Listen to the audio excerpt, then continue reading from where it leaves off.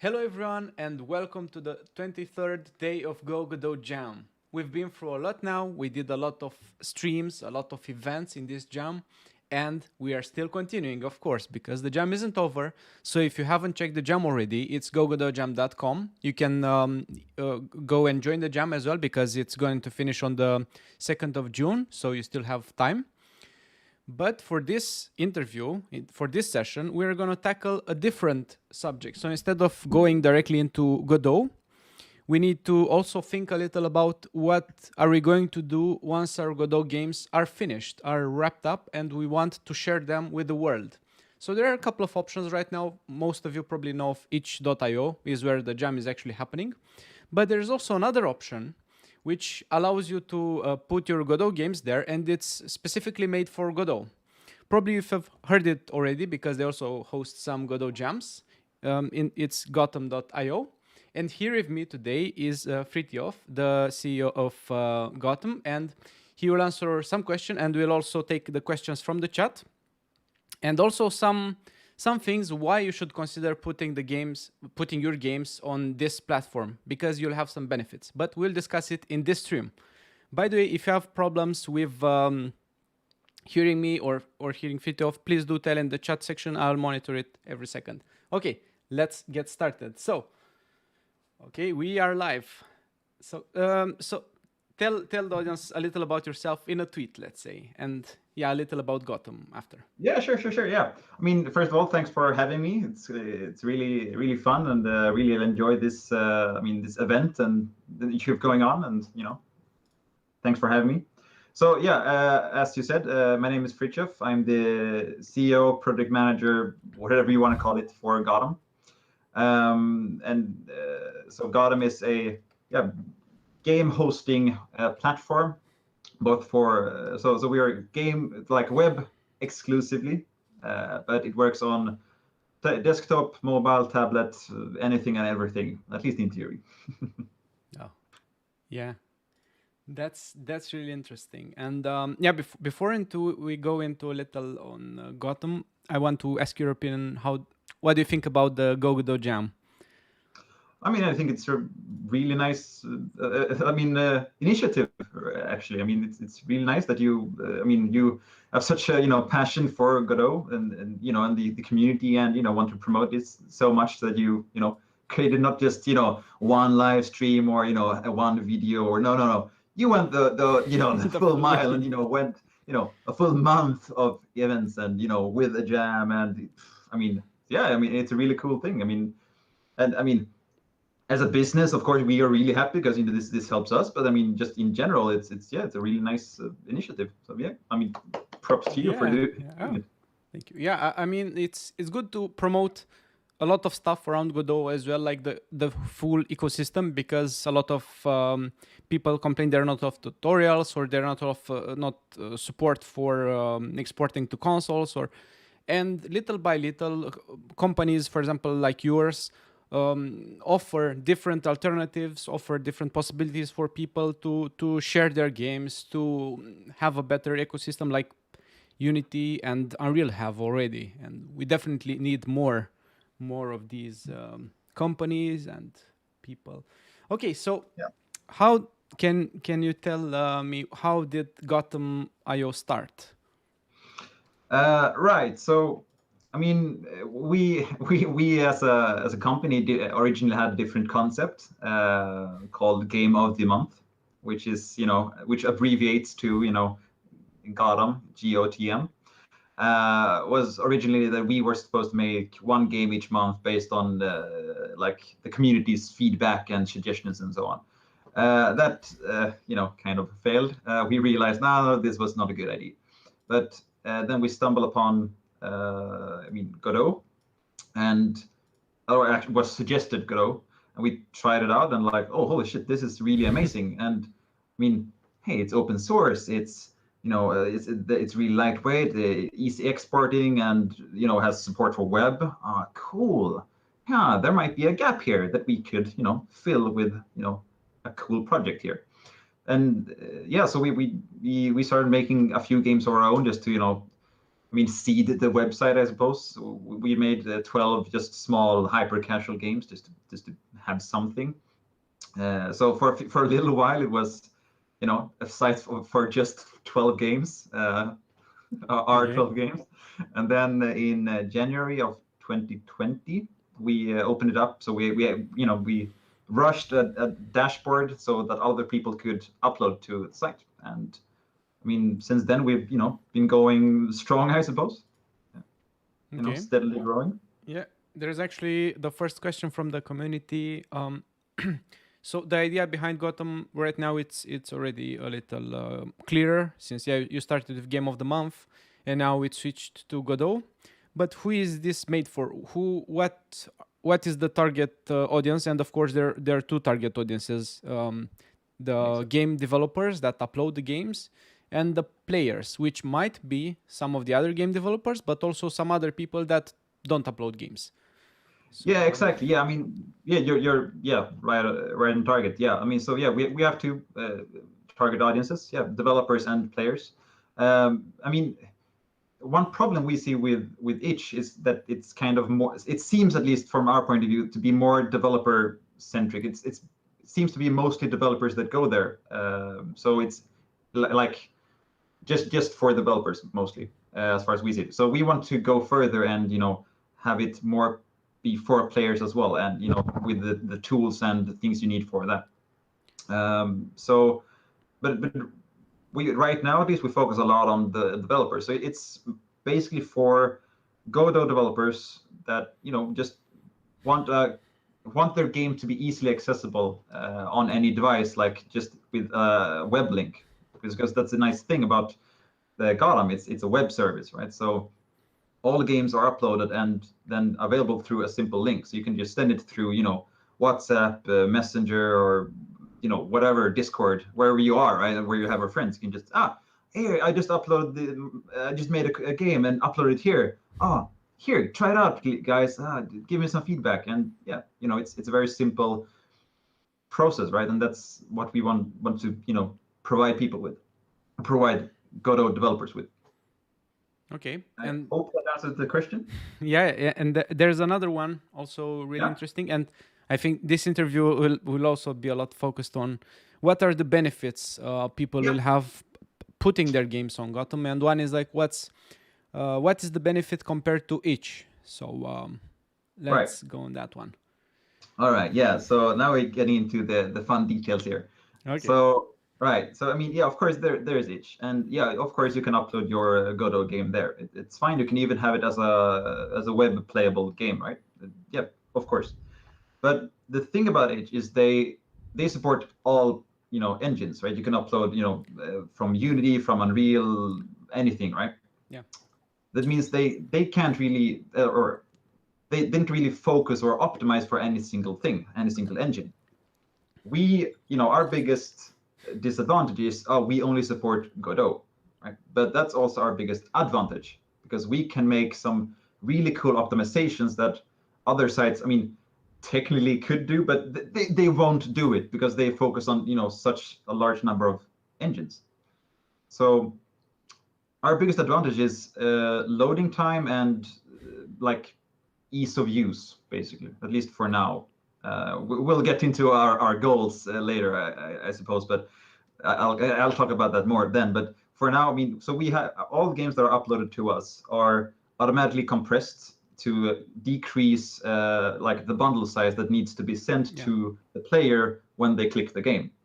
So if a game is let's say 100 megabytes originally, we compress it to, let's say, 50 or 25 megabytes, depending on your resources and whatnot, without any noticeable loss. We haven't had any complaints about that so far, so I think it's fine. And that means it's 50 to 75% less data to send to the player compared to on itch, because itch doesn't do any of these fancy compression methods that we do. Yeah.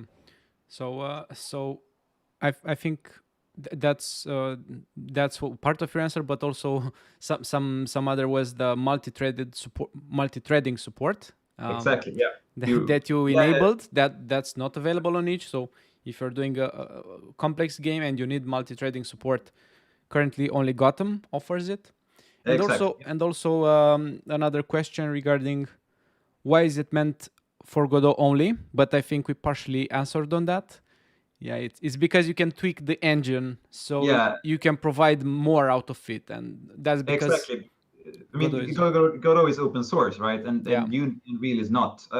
It's you can get some access, but for argument's sake, it's not open source. So yeah that means we have a custom runtime that so when you upload your game, you don't run the normal, exported version you use. You use our runtime version, our compiled and specially modified version that have some extra features and things tweaked to make it run even better, yeah. like So for our purpose. yeah, so this was not possible with Unity or Unreal. Exactly. No, So it's yeah. simply not possible. Yeah. So that's one other reason, let's say. But what about the license? So if people upload the game to Gotham, do they have?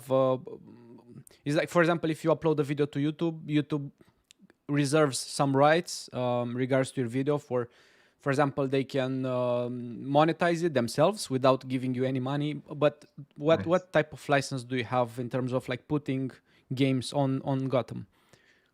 Right. I mean, some of this is in our FAQ, but I mean, so we are open and try to be as transparent as possible. So, I mean, first of all, if you upload to Gotham, we claim no ownership of the content, right? You own everything. It's your content. You can distribute it to other sites as well. You can take it down anytime you want, and it's completely removed from our services. We have no backup or whatever or anything. No, it's you are in control. I mean, we reserve the right to, I mean, promote to make some promotional, content for it. I mean, make some trailer or video. I mean, we tweet regularly about the games on the site, and so we reserve a right to do that, and also we reserve a right to make the compressions we need to make to that I mentioned before, right? We compress all games, so we need to modify the source a bit. Yeah. But, Yeah. And also, I think this the part where you reserve the right to use some of the graphic assets to promote the game is also into the next question, like how do you promote your service? And you already are doing this on Twitter, for example, like promoting the games on your service. But do you have any other means to promote the platform? I mean, so yeah. I mean, so in terms of just like in like Twitter. I mean, so yeah, we like all videos of games that we show on Twitter are also uploaded to TikTok, Instagram, and Facebook, I think also. So we're on a lot of different platforms actually, and promote the same content, same video. So just multiple sources. We also have a YouTube channel, or two actually, but yeah, we have one that's focused on showing games from the site. So Oliver, one of our employees, he makes videos there and plays the games and react on them, give some feedback as well, to help promote through there. We have, I mean, plans to, talk with, content creators such as yourselves and influencers or whatever you call them, and to make some collaborations there. To hey, here's some cash, and maybe you can play some games on your own on Gotham, and promote both the sites and those games individually. Yeah, I see. Yeah, so basically going to the social networks and also trying to create like relationships with content creators, especially Godot content creators, because if a Unity content creator plays the games, that might not. And also this comes into the next question. Yeah. How can Gotham be user-centric if it only supports Godot? In the end, Godot is a developer decision. Right. So, I mean, how can it be user-centric? I mean, so depends on what you're asking. I mean, so, yeah, it's up to the developer to use Godot, but I mean, we kind of want to be a reason to choose Godot. That's kind of what we want to be. Like I mean, one of the reasons Unity is so great is they, that you have such a big, I mean, network or however you want to call it. You know, there are lots of resources and things related, like surrounding Unity, right? Yeah, the And ecosystem. yeah, exactly. Yeah, exactly. That's the right word. Thanks.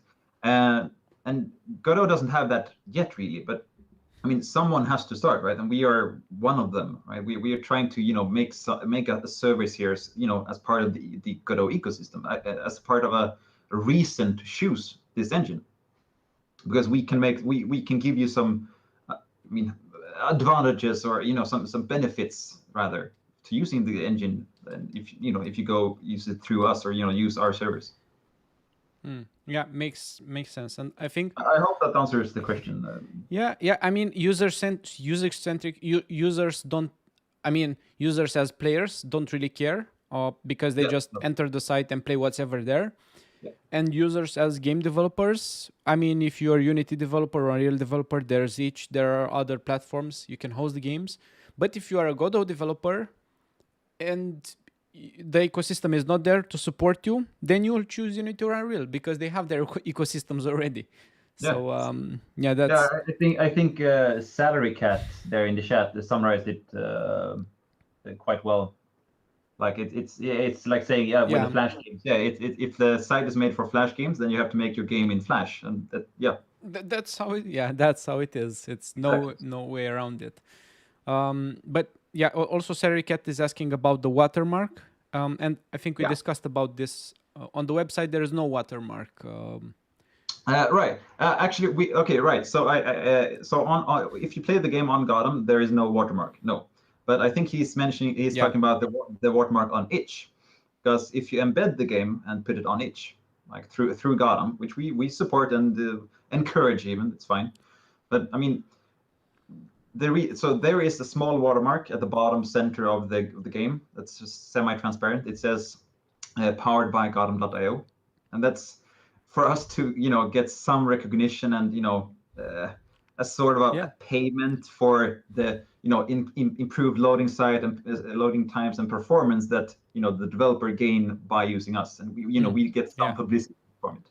Yeah. I mean, if you're talking about watermarks, just try to get Unity free version and publish your game and Exactly. see There what you go. appears first. It's Yeah, hint exactly. is not gonna be your logo.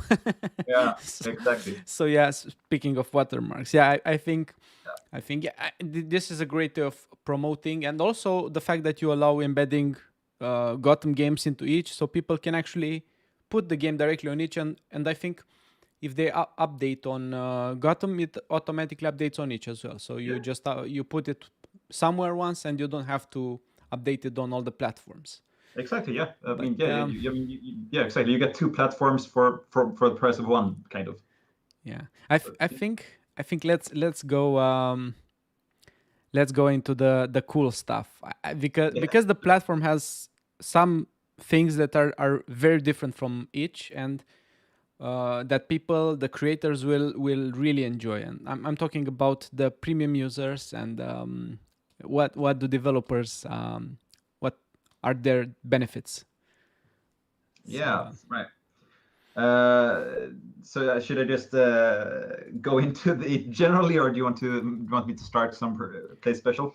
yeah, well, let's start with so basically the topic is the developers benefits, but we can start with the premium users because it starts with premium users. Yeah. Right. So okay. Yeah. Let me just let's clarify a bit. So the site as it is right now is completely free, and playing games on the site and uploading games to the site will always be free. But there will be some Tiers. some like parts of the service that are premium, and one of those things are premium games. So and the so yeah so okay, right. So and it's such a complicated thing. I need to start somewhere and build something up here. So we have two target audiences, right? So we have developers and we have the players. So and for both of them there will be a subscription based system to gain access to some benefits, or services and extra things that not everyone needs or wants, or cares about, but some people can get access to them if they are willing to pay for it and wants those features. So for players, that thing they will want, we hope at least, is premium games. So our version of like paid content on the site. So on itch, you can put up your game as something you pay for once, and then you have access. You own it, right, indefinitely. We want to try something different. So we want to have more of a Game Pass style to the platform. So we will have, most games on the site will be free, completely free to play forever, whatever. You can pay them how much you want, it's fine. Developer doesn't have to pay anything or whatever.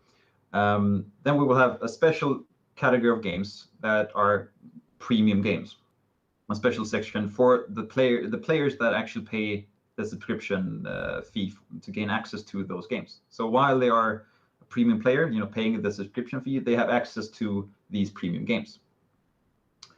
And these services will be available within a few months if the roadmap holds true. We have a public roadmap where you can see all of this as it is right now.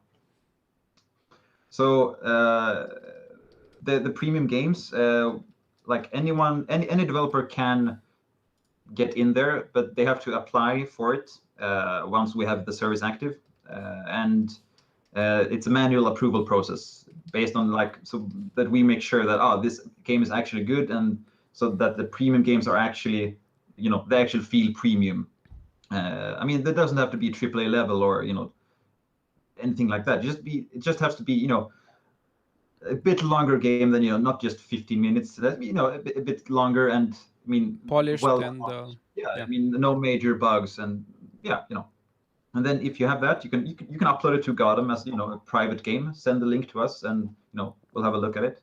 There will be more info about this shortly on the site once the feature gets more refined of how this process will work. Okay. So if the developers choose to make their games premium, right? Yeah. What are they getting? Right. So basically, I mean, so the way. So okay, right. I suppose I should mention. So the way a developer gets money from these premium players is through a revenue share system. So it's based on how much time your game gains from an individual user, a premium user. So if a premium user spends 50% of his or her time on your game for a specific month, then you get basically 50% of the subscription cost. So if you are a premium game, only premium players can play your game, right? So yes, that means a smaller cut of players can play your game. That's absolutely true. But the players that can play your game are only premium players. So all of those play hours that they accumulate are worth money. Whereas a free game can also be played by a premium player and will also earn some of the revenue share. But I mean, imagine you are a premium player. I mean, and now you have access to this special section of games that you otherwise wouldn't have access to. I mean, we think more of the premium players will choose the premium games. So you will as a premium game will get more access, more time from the premium players, which is where you gain the money. Okay, but you also can get the money if your game is not premium, but it's played by premium players. Exactly. Yeah. So to clarify, this revenue share system is enabled by default for all games on the platform. So you can upload your game as a free game on GOTM. And if you get playtime from a premium player, you earn some money from that player. That's enabled by default for everyone, or will be. Sorry, when it's So and also this is interesting because Eric had said good to know that free games can generate revenue too. But the best part, if I got it right, is that if you just as a developer, if you just upload the game, then you automatically if premium people play the game, you automatically get money, right, without doing anything else. So Yeah. in your GOTM account, kind of. Yeah, exactly. You don't have to, enable something or be part of some, program or be a lot, anything. Yeah. No.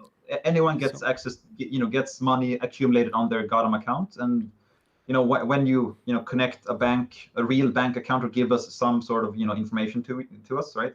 Then you can ask to get the money paid out to your account, and actually yeah, get the money. and that's that's something that's, for example, like on YouTube, if people here have YouTube channels, you have like to get access to the revenue share, you need to have 1,000 subscribers and 4,000 watch hours.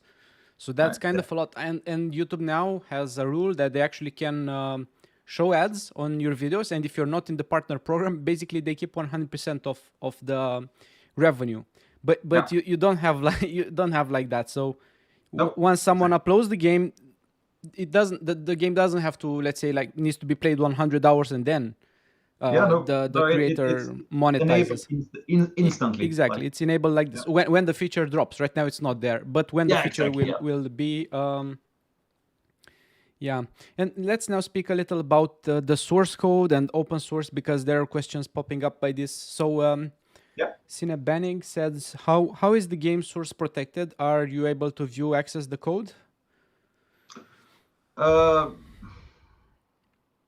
I mean, as I said, we don't try to do that, or claim any ownership to that at all. I mean, we do have access to the files, I suppose. Yeah. I mean, I because I, I think it's more about like if other people that are playing the games can see the source in the browser, or no, uh, no, they shouldn't be. No, that should be fine. I'm thinking if they could technically reverse engineer the code. they can technically reverse engineer the games. So, Yeah, I suppose. Yeah. like how we reversed Among Us. So now, Yeah. but yeah, technically it should not be possible that easily. And Yeah. also, does Gotham support and or encourages open source? I mean, yeah. Why not? That's fine. I mean, if your game is open source, I mean, yeah, you can still upload it to us and earn money from it, of course. We don't. I mean, it's important to mention. I mean, if it's open source, other people could theoretically upload it as well, but which we don't encourage. To be perfectly clear, right? We don't encourage, infringement and stuff, and copying other people, claiming that you made something else or something. But we also don't protect against it. I mean, if you tell us that, oh no, this is my stuff, and someone else is claiming it to be them, I mean, okay, then we can do that. But yeah. Yeah, actually, I think this might be an issue, because I've seen I've seen cases of open source games on GitHub, let's say, and some bad actor got that game and put it on and sold it. Yeah. So of course, like, this kind of protection should be something that we would need to expect. Otherwise, people can just like take the games and re-upload them, and yeah, they basically get monetized immediately. So it backfires on the on the original developers as well. So Yeah. might not be something good with open source like 100%, but yeah, it's your decision as a developer if you want to make your game open source in the end. Yeah. I mean, Or what other developers do, make the game open source but not the assets. So you give just the code. So people will be able to create, but will be able to create reskinned games of the original. yeah, I suppose. If they don't rip the assets as well, but that's exactly. copyright infringement. Yeah, Okay. exactly. Yeah. Okay, so let's discuss now, because there are some cases, a lot of problems, like for example, people developing games on Android or on iOS or even on each. There are a lot of games. Like you can just you just search for a game and you see pages and pages and pages. So one really important topic is the discoverability of games. So how do you handle that? Yeah, right. So, I mean, let's start with, I mean, yeah, right now we don't handle it very well. We are very aware of that because, I mean, right now, if you go to our front page, it's very limited. We have like two sections, featured and new. However, I mean, if you look at our roadmap, which I know that you linked, and so yeah, but in like with the next month in June, we're going to completely revamp the front page and add like more sections, more categories, more like basically, I mean, tags basically to have them like interconnected so you can see which are the most like most played games with the tag platformer and action the last 30 days. Here you go. Here's that. Yeah, because we really we want to make sure that I mean, as many games as possible are seen. I mean, we as a platform want to show the best games, of course, right? Because that's the most benefit for us as a platform. But I mean, but at the same time, we really care about the developers, right? So we want to make sure that they feel heard and that they can actually be seen on our platform. So we really want to try to like build in ways for that to happen.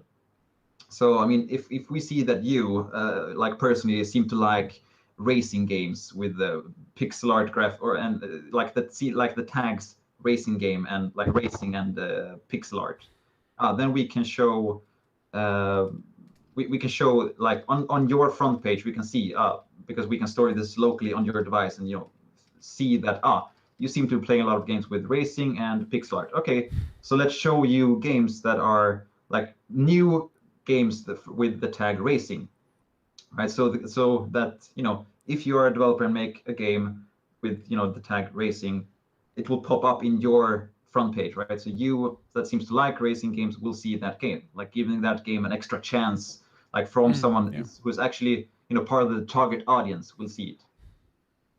So not just the best racing games, no, actually new ones as well, because you are more likely to play those games.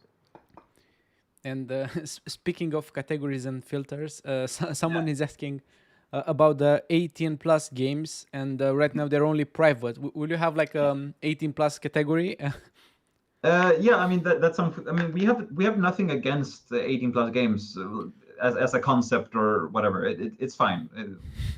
But we still want to be kid friendly. And we don't want to show those games freely.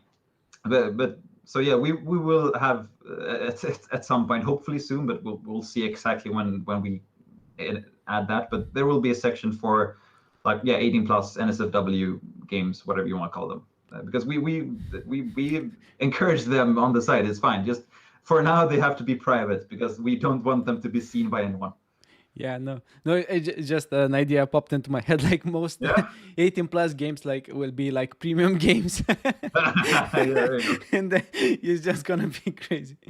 But that's a possibility. But also report really important to mention here.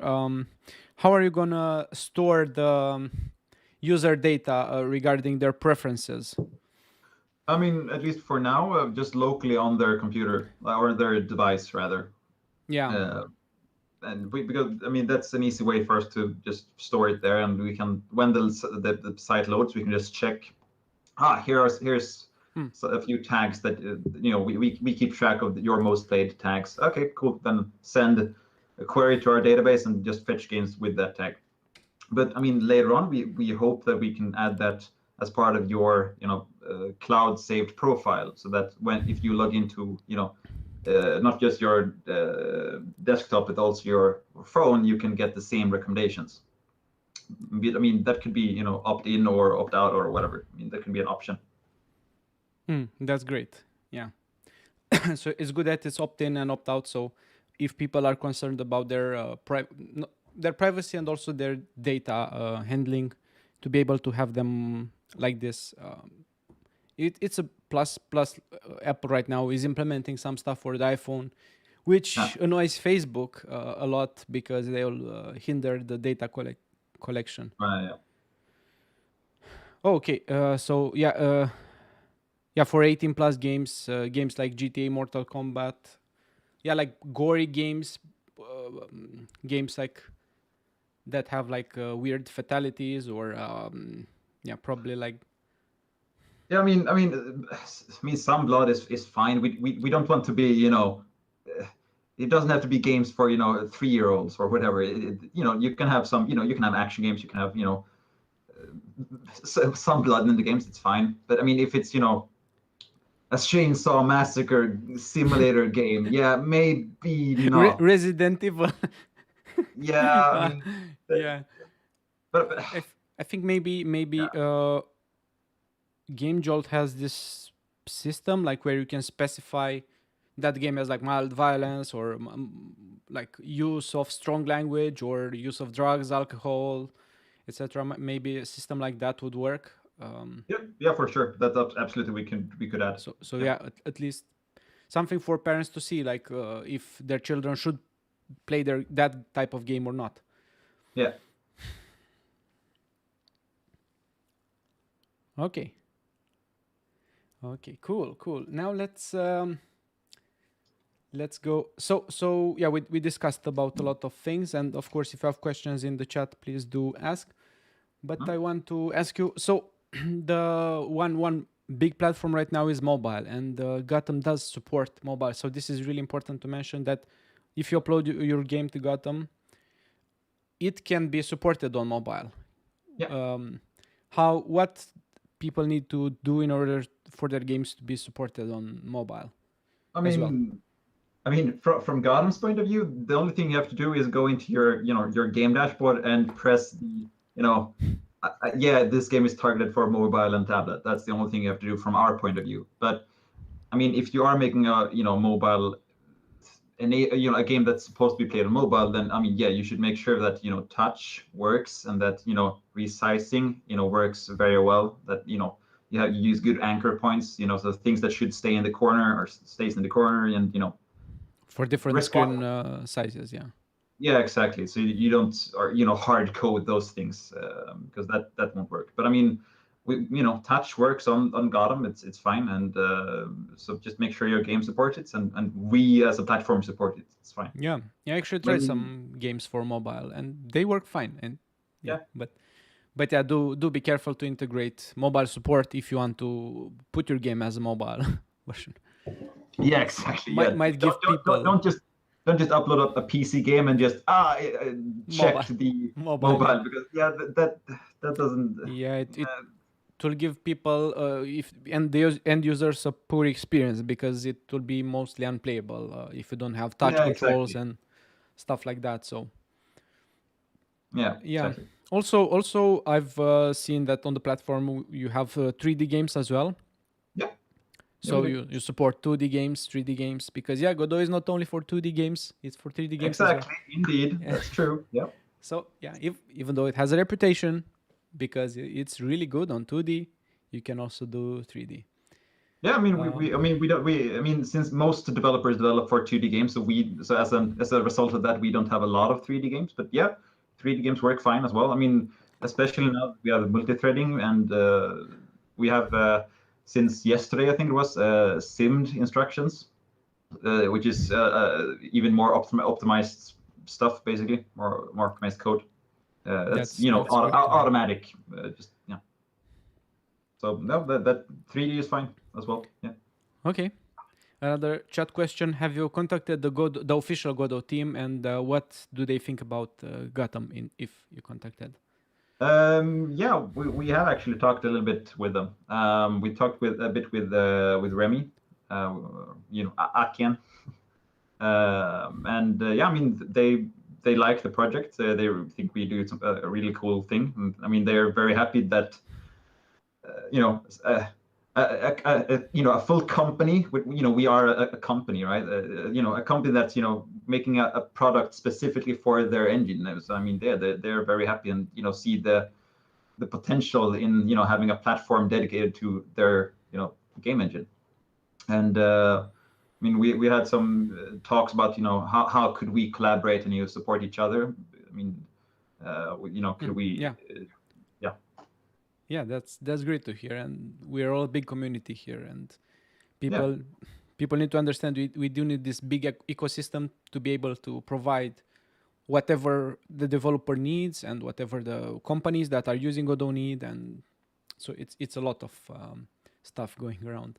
Yeah. Are there any requirements for the level of quality of the games uploaded on the website? Nope. You could you could upload a game with just a sprite spinning or something. That's fine. We don't care. I mean, An empty Godot project. yeah. You can. It could be an empty game. We don't like that's. We put no. So for premium games, when that's launched, we will put some requirements in terms of quality. But other than that, no. You can upload whatever you want. We do not care. We will not check it like beforehand or anything.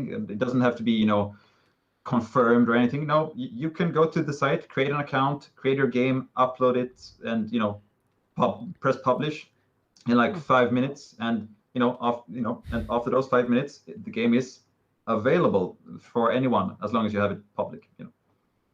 Yeah, So, it's no, it's there very are no. similar to Steam. You can also upload onto Steam if you pay that tax, that Steam tax. You can basically upload whatever or almost whatever you want.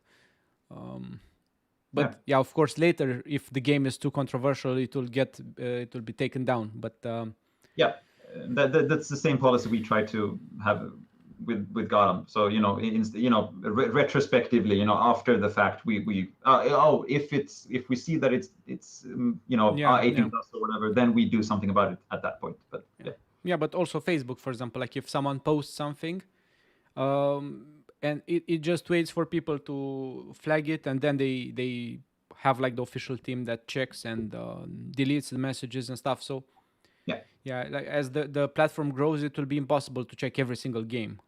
So you need some kind of triggers. Yeah. Okay. So yeah, sorry, Kat has two questions, but I want to focus on the other one in the middle first. So do you scan or check the files for viruses? So for example, if someone has like a Godot virus prepared, ready to be launched by the No, we don't. But but the thing about that is that's actually kind of an advantage we have, like compared to a downloadable game. Because when you download a game from itch or whatever, you have a lot of times you have to press the exe, and then it's Windows or whatever will warn you, hey, this is a third-party thing. Are you sure you want to launch this? Yes, I do. I confirm. and then you get the virus. And then you get fired, right? But the thing about the web is, like there are some limitations and some caveats. But one thing that's really nice about it is that it's really actually quite secure. Like the browser developers make sure that the website is a sandbox. It's contained, right? So you can't really access the computer in a meaningful way. Probably like the viruses that do harm your computer, probably no. But if they do something like a crypto miner, and then send the hashes to some other address, that might work. I mean, crypto miners in browsers, but I think the browsers nowadays do come with crypto miner protection out of the box. I don't know a lot about that, but yeah, probably. But yeah, no, we don't check what's actually run, like what the code is. No. Okay. And what about if people would like to offer their game for download? So we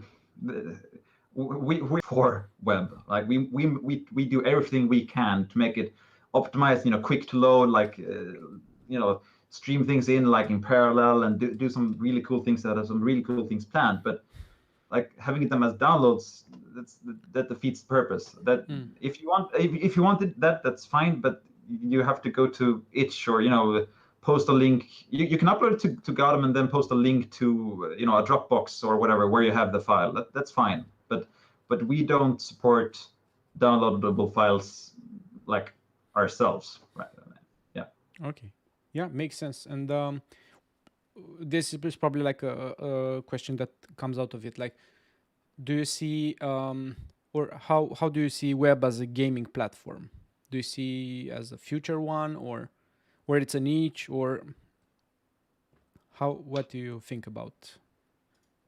Yeah, I mean, so, I mean, I think, I mean, the simple answer is quite obvious. I mean, since you know, I work with, you know, a web only project, so yeah, I mean, of course, I believe in the web. But I mean, at the same time, there are limitations, and I mean, it's not perfect, because I mean, browsers differ in performance and, you know, features, and you know, some browsers don't support multi-threading.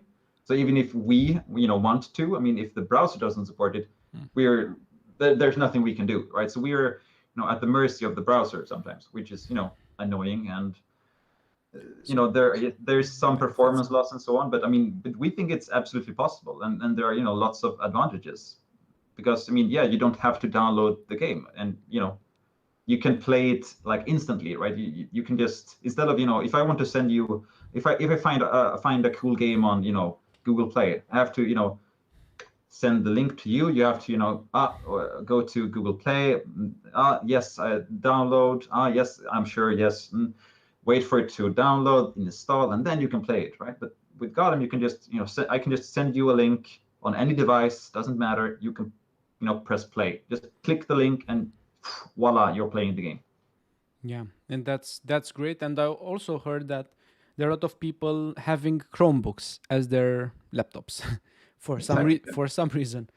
So yeah, one example is like the only game engine or the only major game engine, because beside Unity and Unreal, that can work in the browser is Godot, and you can actually create a game in the browser, but to play the game, if you export it for desktop, then Chromebook people will not be able to play it. But yeah, exactly. having the game online, it means it works. So yeah, there's yeah, some.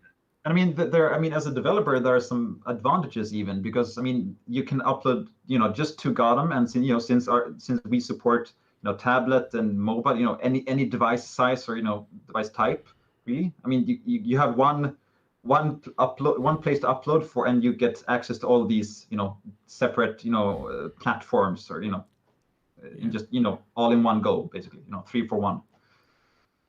Yeah, and that's great because like you don't have to go through. I don't know the performance compared to like a native app, but I tried it on Android and it works. Probably on iOS it works as well. But to go through all, like to put it on the Play Store, to put it on the Apple Store, and going through all of these, and when you can just upload the game and send the link, and it just works on everything. I think that's much better. Yeah. Okay, Grow is asking, are there some GLS3 optimizations that each doesn't have to have a better 3D experience? No, no. We have no optimization specifically for like GLS 3 or GLS 2 or anything like that. No. I mean, our optimizations are for now more general, like multi-threading, SIMD instructions, and more along those lines. So no, we leave those things, we leave to the browser for now, at least. Okay, I don't know the technicalities here, but is Valkyrie supported in the browser? No. No. There is an alternative coming called Web GPU. That we hope to support, or will be able to support once it's more, you know, widespread. So I mean, yeah, there's GLS 3 and GLS 2, and you know, some browsers, notably Safari, you know, on Mac OS, doesn't support GLS 3, although they are adding support for it finally. Yeah. This is why when you make a Godot project, it says like, yeah, we recommend the GLS2 for web support for web games. Exactly, but I mean, at this point, I mean, the only browser that doesn't support it is Safari and like older versions of Edge. That's the only thing. Like, so, and you know, So provided that people update their browser, which they should, Safari is the only browser that doesn't support, the only major browser at least that doesn't support GLS 3. So I mean, and if you're okay with that, then go wild with GLS 3, and everyone else will be able to play it fine. Okay. And let's now discuss a little about another really important topic, in my opinion, about multiplayer games. And probably, yay, woo, multiplayer. And probably a lot of people that tried implementing multiplayer games and tried like this peer-to-peer frameworks, they had problems connecting to their friends, even in the same city, if they are in a different country or a different part of the world. That's even more complex. But usually they failed connecting because of something called network address translation, which is a problem that you will face if you try to implement a multiplayer game, basically. But GOTM does have an answer for that, and let's hear it out. Yeah, exactly. Yeah, so if so like normally when you make a game in Godot and use peer-to-peer, then the game only work like if you play it on desktop, then you are only be able to connect to friends that are in the same local network, like on the same router, basically. If they're outside that, you won't be able to access them easily, at least. You have to do port forwarding, and it's a whole hassle to actually gain access to them because of different networks and so on, right? As you mentioned, GOTM has a solution for that. So like all games that, if you make a game using peer-to-peer, if it works locally, like for your local network, if you upload it to GOTM, it will work. It will automatically through our systems. It will just work like without you as a developer having to do anything, like globally. So you will be able to upload it, and like immediately, once it's uploaded, you can send a link to your friend on the other, side of the world, and you can play together, like without you having to do anything, as long as the game would work normally on desktop. Yeah, and there's one really big thing about this. It's free. Yeah, exactly. Yeah, it's completely free. This is free and will always be free. We will not charge for this ever. That's fine. It happens automatically. We basically the easy answer is that we simulate a local network. So we make the engine think that both computers are on the same network, even though they're not. And this is possible because Godot is open source, and we can go in and modify, catch some of the calls, to the engine, and add some. Reroute them. Yeah. Yeah, but that's really great because a lot of people want to create multiplayer games, but they don't want to pay for Photon or other network services that do provide like a global IP server that facilitates this functionality, or or pay for themselves to host the server and to fix all the stuff. Because it's a lot of, you have a couple of routes and all of them are paid mostly. Exactly. Probably the one that's really hard is like, you have to port forward and you have to tell your players, you have to port forward everything, and or UPnP, but I think that doesn't work for everyone. So a lot of hoops that if a regular player encounters them, they all stop playing the game immediately, kind of, if they all stop trying to figure it out. At least they're and like a special cool thing about this that we like if you make a game, that works locally, you press, hosts, peer-to-peer game now, or game peer-to-peer session.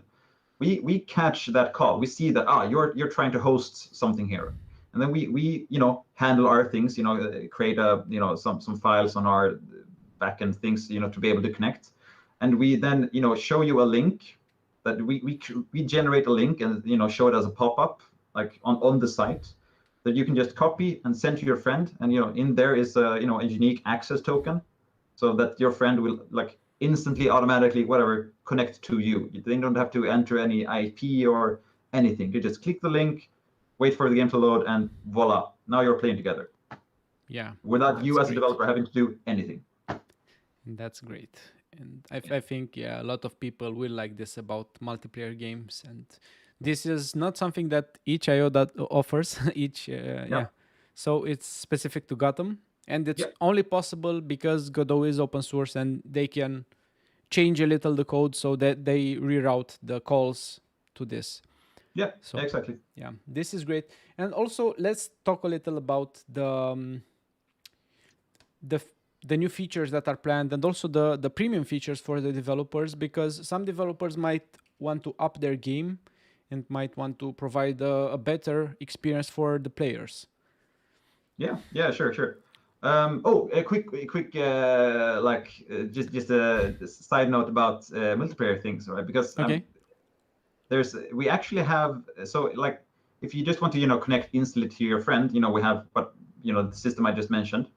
Um, and if people are asking we have some like live examples running. Like if you go to the link that's in the chat with Godot/about/multiplayer, there are some like links there and live examples that you can try out. But we also have a lobby system. So in some let's say Battlefield or whatever, you can have a server list with here's a server with this map, and there 4 out of 6 slots filled and whatnot. We actually have our own like Godot plugin with an API for this specifically, so that people can just use our API, and which enables them to create a lobby, and through our API just search for lobbies, and with this name or this amount of players, or oh no, I want to create a hidden lobby. Yeah, that's fine, and so on. I mean, there's more in the documentation. I won't talk about it.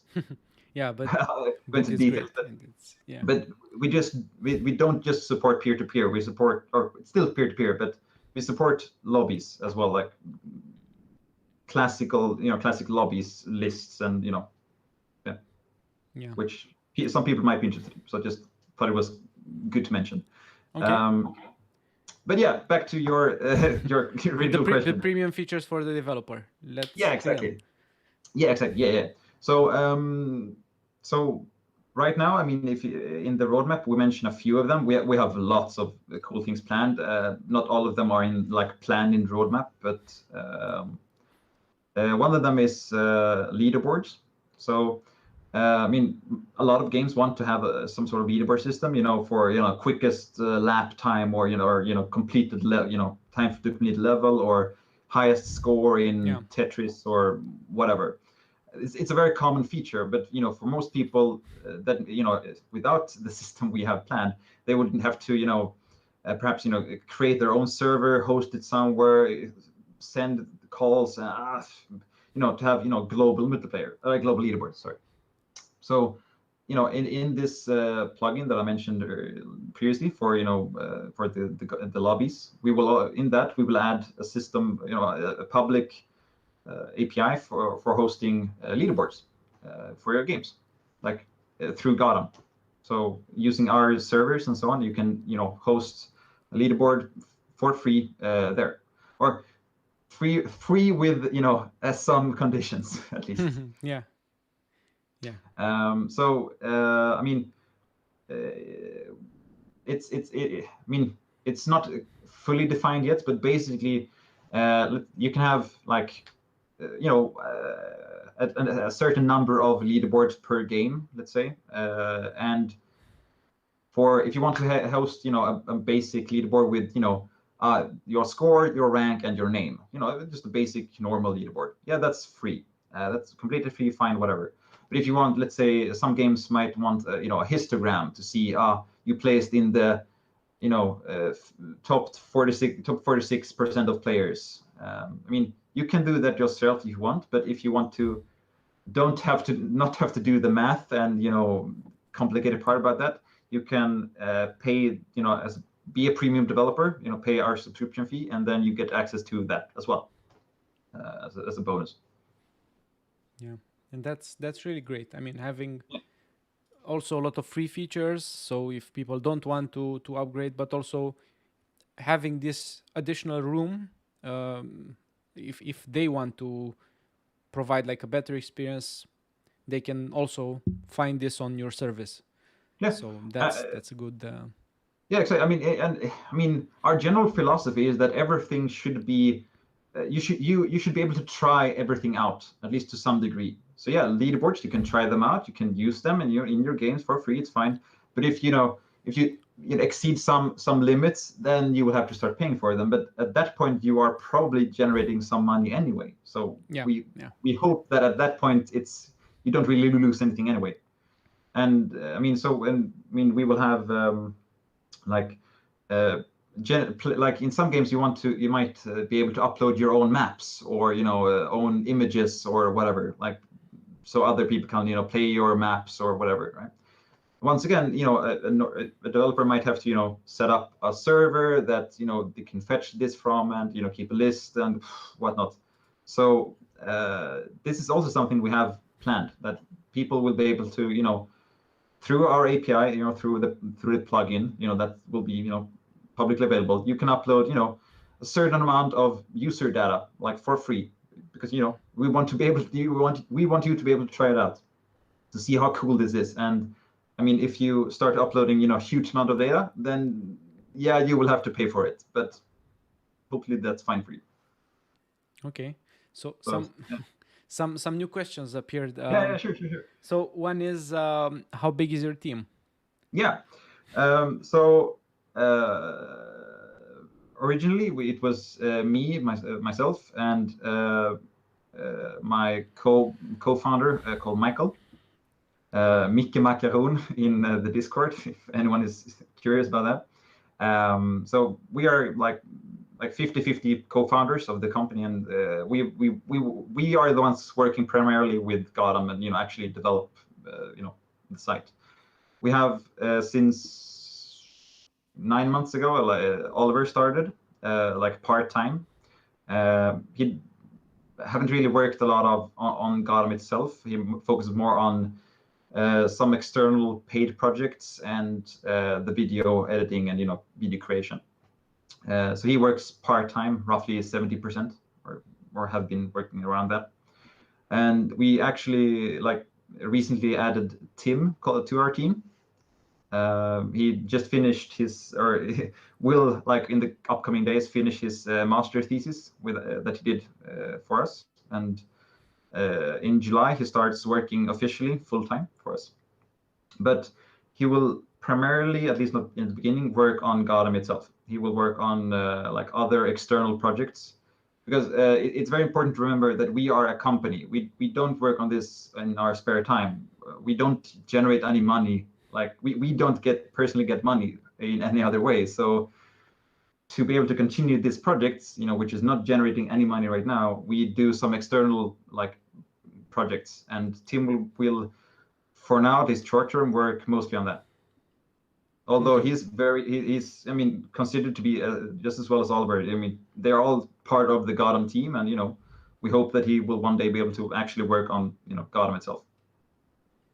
Okay. So we are, to answer the question, we are 4 people or 3.5, depending on how you want to view Oliver, part-time.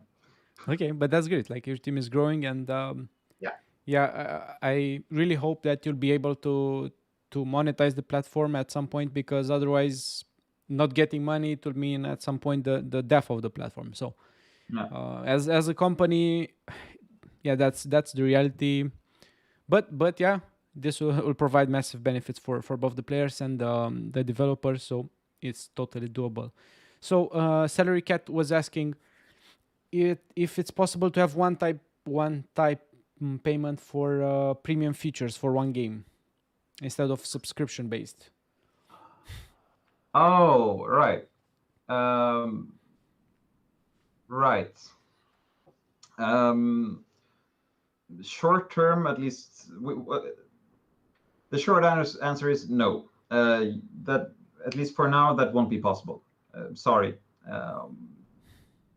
Because we there are advantages and disadvantages to this system. We understand that, but we don't really like the. So, I mean, we might. I mean, I don't know if you want to go back to this later or not, but I mean, the reason we want to have a subscription system and this, the concept of premium games and, and game access rather than, buying a single game at a time is like, we believe that if you go on itch and, you see, here are some games, here is a list of 10 really cool games or whatever, right? But you might not, want to spend, $5 for each game. That might be too much, and especially since you can't try them out. You don't know if you will actually like them. You don't know if you will enjoy them, unless they have a demo. But whatever. So in our case, people won't be able to play the games at all, just like unless they pay, right? Just like on itch. But in our case, if you are if you have if you are paying, you are a premium player, then you can try out all of these 10 games, right? And if you see, you can actually try them out, right? And if you as a developer will get, a small cut for each, minute or hour of playtime you get for each game. And if I as a player don't like, some of the games, that's fine. I don't have to spend money on games that I don't like. I can focus my time on the games that I do like, and those, developers will get, more money because, I spend more of my time on those games. Yeah. And we think that's so instead of having a few customers that are paying, a lot, to play the game, you have more players that have access to your games. A lot of players, but less money per player. But we hope that in the long run, this will, add up and be more than you would, gain through itch or, a normal, pay once system. Yeah, but I think the question was actually referring to the developers accessing premium features. Right. So on the other right. side. Oh, sorry. But I think here a good way to handle this would be something how Patreon does it. So on Patreon, if you have an account and you are providing a service, but you also are subscribed to you are also Patreon to other people. The first thing that they do is basically take the money that you get from your online wallet and put it to that subscription kind of. So you don't actually have. So if for example, if you're a game developer and you upload the game and it's a successful because you go up the tiers of the limits, I assume. Yeah. And once you start actually paying, you'll actually gain money. So basically, you don't actually have a subscription kind of, because your subscription gets automatically paid by other people that are playing your game in a way. On the platform. That's what we hope will happen. Yeah, so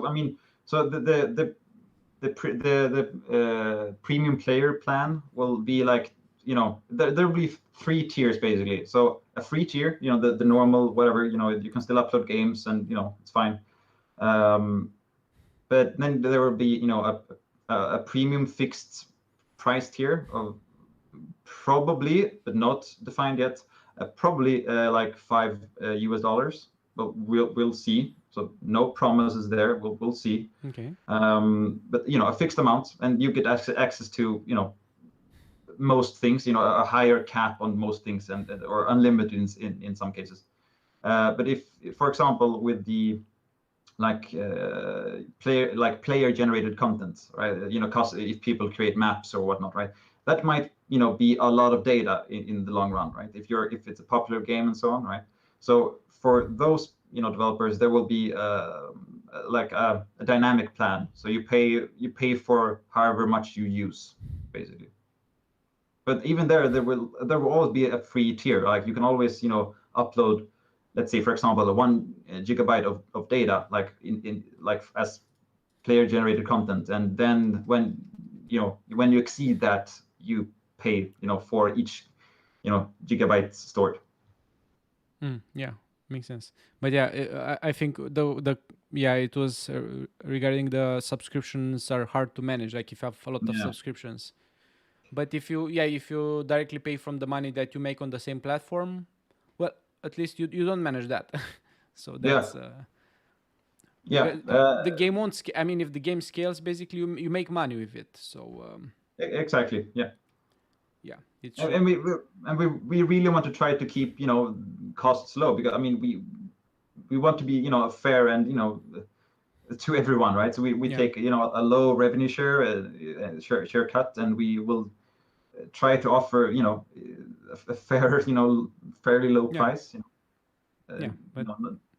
That sounds great, and I think this is one concern that people have, but it is good that we addressed it now, because a lot of other people will see also this interview later on, and it's good to cover as many concerns as people have in regards to everything. But it's a little different take from each point of view, or from Steam's point of view, like where you pay once for a game, and it's more like, let's say, Apple Arcade, or what else? So Apple Arcade is one example where you pay a fixed fee and you get like games, but only for Apple devices, or so it's something similar to that, but for So what do you think about Godot 4, and what feature do you expect the most? I mean, we're of course really excited about that, and I mean, because with that, we get Vulkan support, and yes, while Vulkan itself is not, on its own, it's not supported on the web GPU is, which is kind of a wrapper, or a mapping for Vulkan. So we actually, as long as we manage to get web GPU enabled, right, or working, and the browser itself supports it, then we get that the benefit of Godot 4 as well, in terms of the the rendering and optimization there, which we're really excited about. I mean, it'll be really cool. Okay. So that's and what do you think Godot needs in order to get mainstream? Like what is the I don't know, the thing that Godot really needs to have, either as an engine or as a game or as a platform, or what do you think it needs the most? Right. Yeah. I mean, so I've been thinking a bit about that, and I mean, you always see the question about but why if someone recommends you to use Godot, like most people ask, but okay, but what big game has been made? Can you show me some example of a big game that 3D cool, high quality game that's been made for it? I mean, so I can see that, as a proof that it can handle it, sort of, right? That question always pops up, right, again and again, right? And so I mean, honestly, that's probably what's needed. Like more like bigger, high effort games need to be published and promoted, like shown, like, hey, Godot is not just an engine for 2D games, it's actually for 3D games, and it's very capable of handling that as well. It's not just a 2D engine with 3D support. No, it's a fully capable 3D engine, and it seems, at least from my point of view, like that people are afraid that the engine can't handle all the things that Unreal and Unity definitely can handle. Okay, so Sosa sees summarized Gotham in one sentence. Then it's funny. Yeah, Gotham will be like Apple Arcade, but in cross-platform and only for Godot engine games, because of awesome features that only a Godot exclusive game platform could have. Yes, exactly. Take that, put it on the subtitle of the webpage. Exactly. Yeah. But usually it's much easier for people to understand. Like, for example, how are the creators gonna benefit out of Gotham? And if you say, it's gonna be like Spotify for game developers, well, that's clear. I mean, everyone knows what Spotify does. You pay a fixed fee. The artists get a revenue share based on how much their music is played per person. And speaking about Spotify, and this is like one big difference between Gotham and Spotify is regarding the ads. And you have a policy regarding the ads. And let's discuss about ads. That's a hot topic. So I mean, our policy on Gotham is we as a platform don't show ads, and we as a platform like prohibit ads from being shown. Like we don't allow games that show ads, like period. We just don't allow it, because, and the same thing goes for microtransactions. We're sorry, we know that some people, you know, want to add cosmetic, you know, in-app purchases, or, you know, things, but if you look at like Google Play and App Store, like all the top games are the same, right? They're, you know, filled with ads and microtransactions, Yeah. all made. They are ad showing machines with a game aspect, not a like Yeah, unfortunately. right. And I mean, and I think most people will agree on this. They will, you know, see that, yeah, this is actually the case. Like you'll play some game, and, you know, between every single level there's a, you know, a 30-second ad, you know, that you have to watch. And but yeah, you can get rid of the ads, yeah, if you pay, you know, $10. And but like, come on, like, so in our experience, I mean, most of the, you know, actual, you know, the top games, like on both of those platforms, are they're free, but I mean, they're not fun to play. They're just, you know, trying to generate as much money as possible, right? And Yeah. we want to, you know, have a platform where that's not encouraged. We want to, you know, provide other ways for you as developer to earn money, because, yeah, we really want to support the developer, right? You know, with discoverability and, you know, the revenue share that's, you know, enabled by default, you know, immediately. We will have, you know, donations. We even plan, you know, and try to have, you know, similar, like like other ways for you to earn money through the platform, Yeah. that are not through ads or in-app purchases, because they are bad in our, Yeah. you know, No, they feel like, instead of like, when you want to create a game, instead of like thinking how you can make a better user experience, you think how I can monetize the user yeah, experience, how I can just put the user through these use cases so that they either see a lot of ads or pay.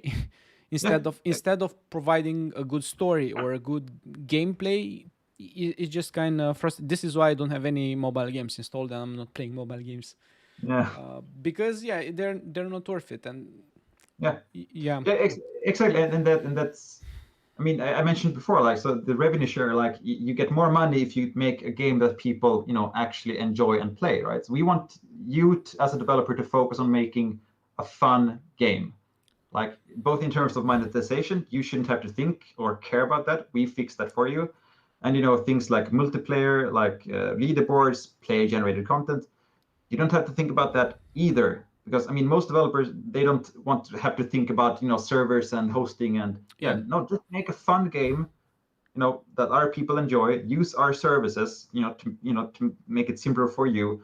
Upload it, just make people have fun. We fix the other things for you. That's Yeah. what we want. And that's, you know, in our FAQ as well. We want you to focus on making a fun game.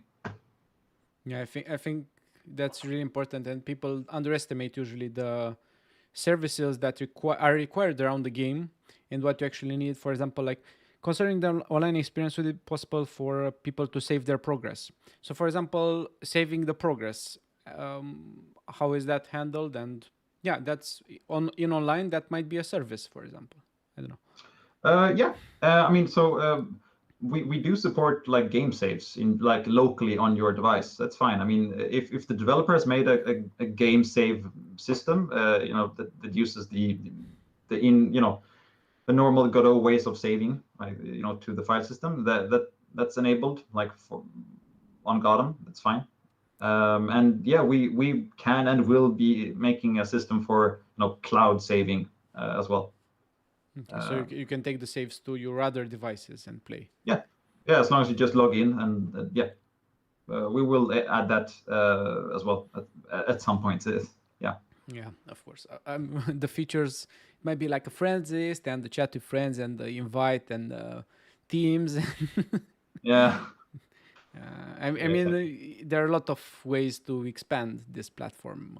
Oh yeah, yeah. I mean, yeah, we have too many plans actually. I mean, since we're just two people, actually developing the Yeah. platform, and there's like all the time. It's kind of annoying actually because we have so many cool things we can and will do. We just have we still don't have a proper front page that's good and with good searching and so on. Yeah, so we have to make that first, which is not as fun as making some other cool leaderboards and play generated content and friends and guilds and cool systems. Yeah, and also someone was saying about tournament support. I mean, So yeah, of course, yeah, yeah, we can do some really cool things, right? But yeah, but, we always but have to prioritize and ju- yeah. just one thing, if you want Gotham to have all of these features, what we can do right now is just put our games on the platform and try to support them, so they Yeah. can grow as a business. They can hire more people, so that they can put more work hours into creating all of these features that in the end will be for us. It's kind of the similar for Godot, but since Godot is free, people are not. I know they don't feel the need to monetize or pay for it or support it with money. And yeah, as the recent post about like they're running out of money, Yeah. and some people said, well, yeah, it's no problem, it's open source if the project cannot die, but the problem is the team can die. Yeah. And if there's no team that actually is that has like a project manager that keeps track of stuff and doesn't clearly doesn't have a roadmap, and like you have a roadmap, stuff won't work, and No. the engine will die eventually. So that's the case for a platform, but it's much more sudden. Like if you don't have the revenue at some point, yeah, it will just it won't be justifiable as a business. Yeah, exactly. So yeah, we need to try our best to support all of these Godot and Gotham and Godot creators and Godot developers and everyone involved in this ecosystem. Yeah, exactly. It's okay, cool. So I think we covered most of what we wanted to. Oh, new people in the chat. So we are taking a couple of chat questions, if there are any.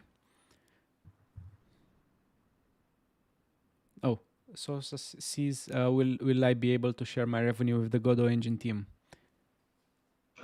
I mean, yeah.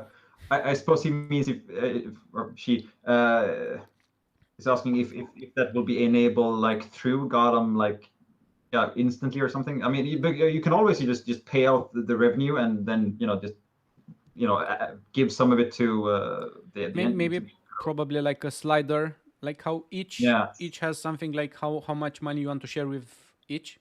Yeah, exactly. So I have like a slider, and then like at the end of the month you just collect that revenue, and yeah, you make a payment to Godot. Yeah, I mean, yeah, we could do that for sure. I mean, the money would all be pooled together and sent through GOTM as big big lump sum to the engine. But yeah, for sure we could do that. Yeah. Yeah, people seem really interested, and I think the concept. I mean, Godot being free, people are more willing to do this to support the engine itself.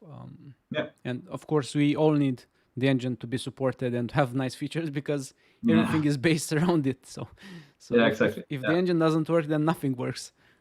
Exactly. No Godot games, no Go content, no platforms, no nothing. So yeah, that's actually a cool way to earn some revenue for Godot. And if the platform gets big, there will be a big chunk of revenue. Exactly. Yeah, for sure. So yeah. So drop. By the way, you also had the system where people can just drag and drop the game directly and try it. Yeah, of course. Yeah, of course. But yeah, you can just drag and drop your exported pack file just into the drop area, and it will automatically start compressing the game and uploading it, and yeah, it's like super quick and easy. I mean, I mentioned before like you can, from the first time you entered the site, like provided that you already have a pack, your game ready, you can have it up and running, and send a link to your friend like within 5 or 10 minutes, depending on how big your game is. It's that quick. Like we've worked a lot on making everything as simple and quick as possible. And actually, like with the actual upload process, and when you actually upload your pack. So the first time you upload your pack, it will be quite slow because it needs to compress all files and look at the whole thing. Yeah, but each file is stored individually, like in our systems. So if you make a new version of the game, and you've updated, changed like 10% of the assets or something, right? You've made the pixel art a bit better, or whatever. Then only those 10% of the files will actually be re-uploaded. The rest of the files will be, nothing will happen because our system will detect, no, these are the same as before. Okay, no need to do anything. And actually, the same is true for someone who has played the game. So if I have played your game before, then those files are, cached in like with the browser and so on, right? So if you upload, and a new version with 10% new files, only those 10% of new files will be sent to me when I, go to the same game page again, right, and play your game. So the next launch will actually, not have to, download all the new files, just the extra 10%. Yeah, I'm thinking right now would be nice to have like a plugin inside the engine where you click a button and it automatically uploads it directly and just gives you like a link, and you have it online like that. Yeah, we have actually thought about that, doing that. We just haven't had the time. Yeah. I mean, that's just not build the project, not compile, not drag and drop. You just click one single button inside the engine, and you have the game. Yeah, I mean, yeah, we could do that, and yeah, but yeah, we haven't had the time yet. Yeah. Okay, so Game Pusher says, what cloud service are you using? AWS, Google, or Azure? Google. So all like Firebase and Firestore and all those like Google services. Okay. Oh, a quick thing just regarding the drag and drop. So like if you just want to try and see if your game works like in the web, and don't want to, you're scared about uploading your files to us or whatever, you shouldn't be, but let's say you are, that's fine. Then you can actually go to godm.io/webplayer. Just go to the site and press the menu and go to upload. There's a page specifically for running your game locally on your computer or like on your device. So nothing is uploaded. We have no idea that what you are doing on the page. We just see that like in our analytics that you are there, but we have no access to your files. You can upload the game and run it locally and just see if it works. And then from there you can press upload, and then it's actually compressed and uploaded properly to the site. But yeah, so if you're a bit curious, you want to just dip your feet a bit, you can just it's very we support that as well. You can just try it in the web player, and yeah, it will Yeah. And there's one nice meme in the chat that heart attack. Yeah. So can everyone see us? Because my internet just dropped, like the stream dropped, like the connection dropped. Yeah, that's I'm gonna quickly. It seems to be fine, I think, but yeah. Okay, so someone asked about the jam. So quickly, the jam is the Godot Jam is a Godot only jam. We also have, so besides the actual jam, we also have events like this one, and you can check on our official webpage for the other events. We have a lot of them already, and we're still pushing them up until the June 9th, I think. But yeah, a lot of stuff coming. Yeah, I wanted to. So yeah, the joke was people are trying their best to remove the Unity logo, while people are trying their best to put the Godot logo when they're creating games. It's crazy. Yeah, it's really crazy. Yeah, that's so. But what do you think? I mean, in terms of the game genres that would be most ideal for the platform, because I suspect that not all the game types would be ideal? For example, AAA games, online multiplayer shooters with AAA graphics might not be your target game genres. So yes and no. I mean, yeah. I mean, so we focus mostly on, we focus mostly on smaller developers, smaller games. But we do actually want to support bigger games. Because we don't want to limit ourselves and the Godot developers to just making simple games. So I mean, in the roadmap right now, actually, there's a feature called smart loading, which will come in the next couple of months if everything goes right. Basically, so I mean, if you have a game that's, let's say, 1 GB big, right? That's quite big for the web, especially. So let's say to actually launch the game, right, the first scene, you might only need 10% of the assets. So we want to make a system where we check which assets are actually used or needed, required for the first scene to launch, and only send those files first. So we prioritize those files and send them to you and launch the game like while files are still being added in the background, basically, or loaded in the background. And this should enable like big games to actually load just as quickly as a small game. Yeah, I think PlayStation and Xbox do have this kind of similar system where they download the necessary files and you can start playing the game already, and then the others are. It's not a unique system. And I think It's good, but it's good system. So it's not new, but like sites like Itch, for example, and GameJolt, they don't do things like this. Yeah, and probably they won't be able if they want to support. Yeah, exactly. Yeah, it's a thing they basically can't do. So yeah. Lance is asking, what can you tell us a little about the GOTM Jam that's being hosted right now? Yeah, for sure. Yeah, so I mean, I mean,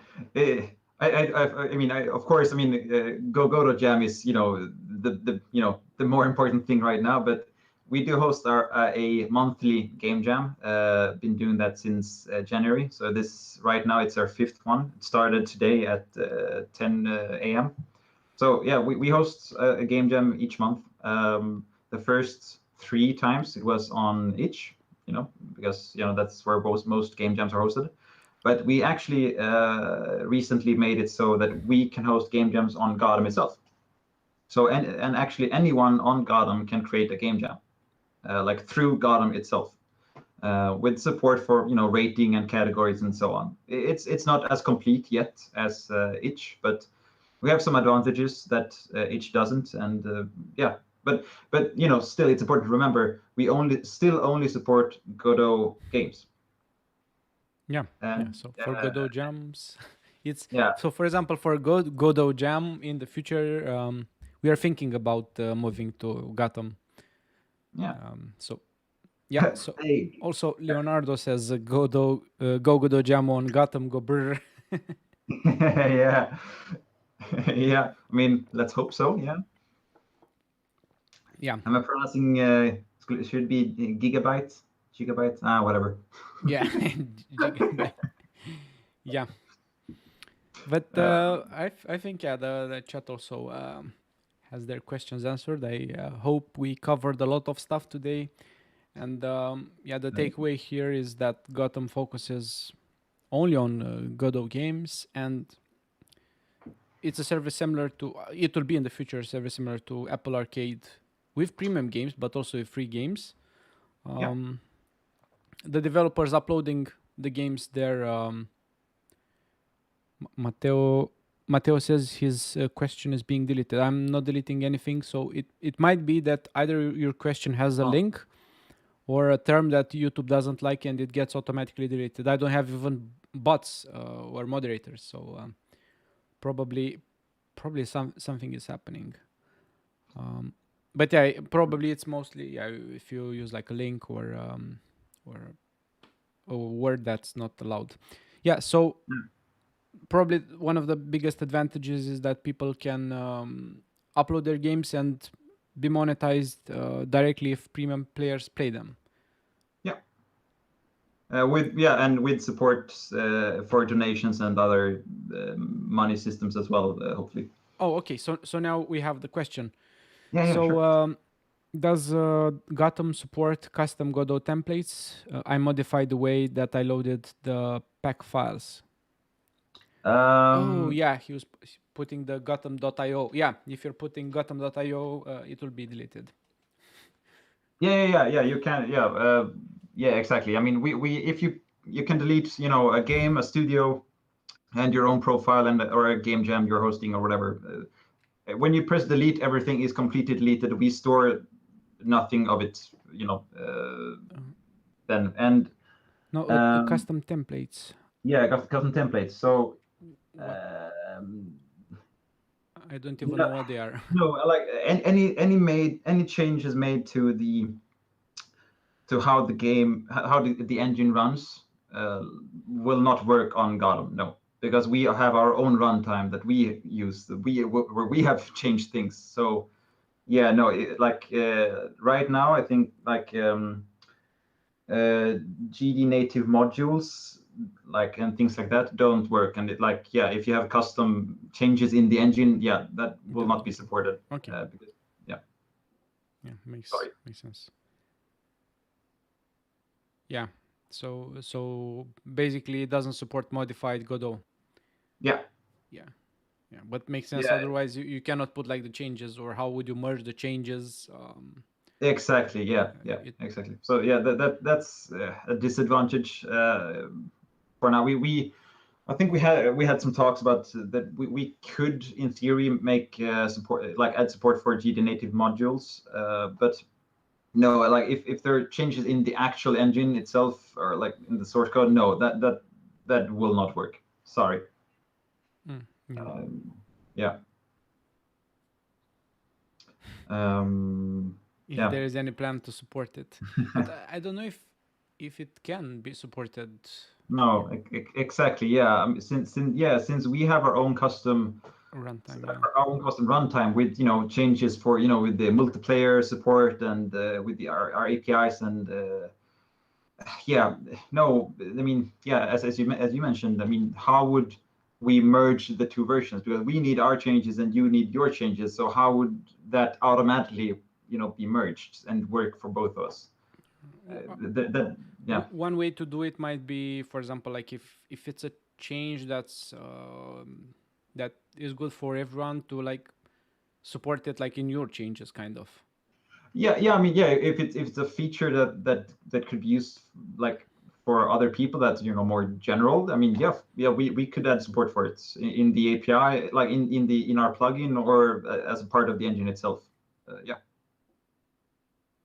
So like those changes that you made are open source, but it's funny. So for example, like if someone takes these changes, if they're open source, and creates a change to that change, so you don't have to deal with the merge. Right. Yeah. Yeah. No. So I mean that might be able, might have been able to work, but yeah, no. Our own version of the engine is not open source, actually. So yeah, we are not like, unfortunately we are not as open with our source as Godot itself is. And that's basically because we need to have some competitive advantage over itch and other sites, because otherwise they could just do what we do Yeah. to some extent at least. Yeah. Also, probably have like API keys and stuff and custom. Yeah. So Yeah, exactly. yeah, I don't want that shared. Yeah, Otherwise, yeah. exactly. Yeah. So yeah, no, that will not be supported. uh, Yeah, but yeah.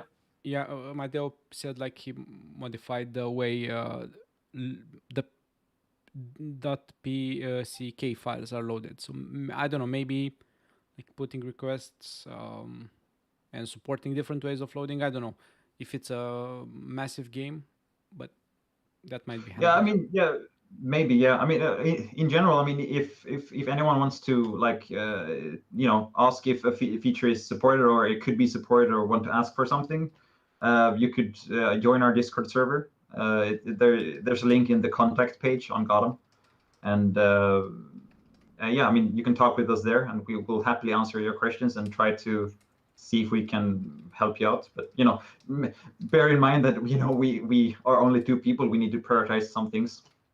So yeah.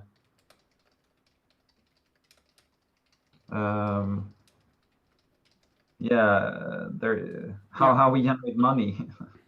Right, yeah, exactly. I mean, right now we generate no money, but soon we will be earn money through subscription systems. One system for developers, one for players. You can go back in the video later on and see there's more info there. Yeah, so basically premium subscriptions, because the main website and the main games will remain free. So yeah, exactly. It don't be like yeah. Apple Arcade full. Like Apple Arcade, it doesn't allow you to go in without paying. So that's kind of the big difference.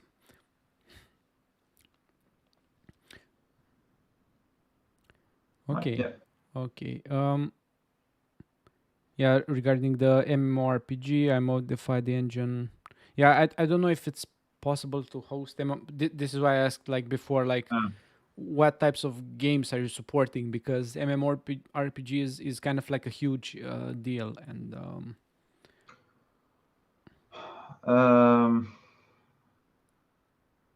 right.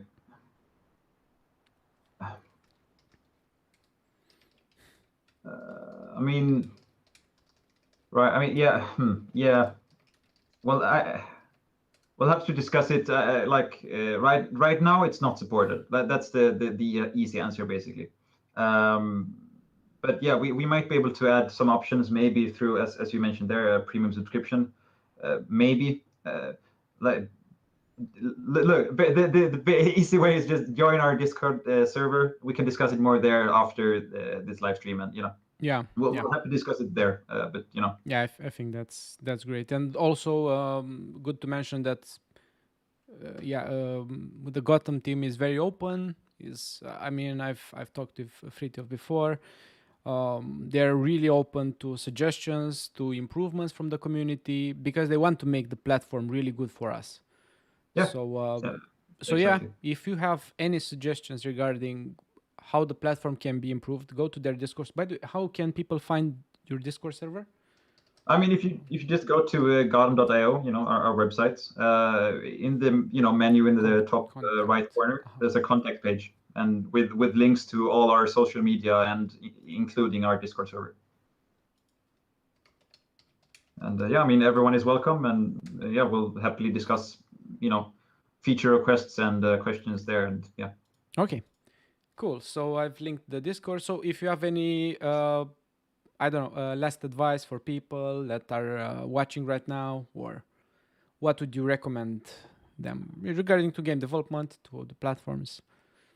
I mean, yeah, I mean, basically, I mean, we want to, we want to be a platform for all game developers using the Godot engine. So, I mean, the easiest thing you can do is just go to godot.io/webplayer or /upload, and you can try it, as mentioned before, the local play feature, and nothing is uploaded to us. We see nothing of your files if you're if that's something you're afraid of, and yeah, you can go from there. I mean, if it works fine, then you can upload it and try it out. You can upload it as a private game, and just see if it works, and yeah, it's very easy. And if you don't like it, if it doesn't work well, just click delete, and it's completely removed. We store nothing. We take no ownership, or whatever. Cool. And I could actually mention as well. I mean, that we have a really cool feature coming up where regarding publishing, and even including like a program that would enable some developers to like get their game as a premium game on GOTM, and also ported to Nintendo Switch. actually. Oh. Yeah, that might be a discussion starter for another time. So, Yeah, yeah. but I want to tease it right now. Yeah. So just teaser. Yeah, So there will be more publishing. info about this coming, but yeah. Okay, so just a teaser, publishing support for Nintendo Switch, and this is how we'll end up this stream. So yeah, so Fritjof, thank you for joining this interview and for providing a lot of information for the community, and also for making this platform happen. I think Godot needs more stuff added to the ecosystem, and I think GOTM is a step forward in that direction. So yeah, thank you for joining, and for Yeah, people. thank you for having me. And for people that are watching, don't forget to check our website. It's gogodojam.com. You can go into the jam right now. You can also do GOTM jams. They are doing jams, I think, every month now, right? Yeah. So yeah, and we're thinking of maybe a next installment of Godot Jam to be on GOTM. We'll see in the future. So have a nice morning, evening, or day, depending on where you are, and see you in the next stream. Bye.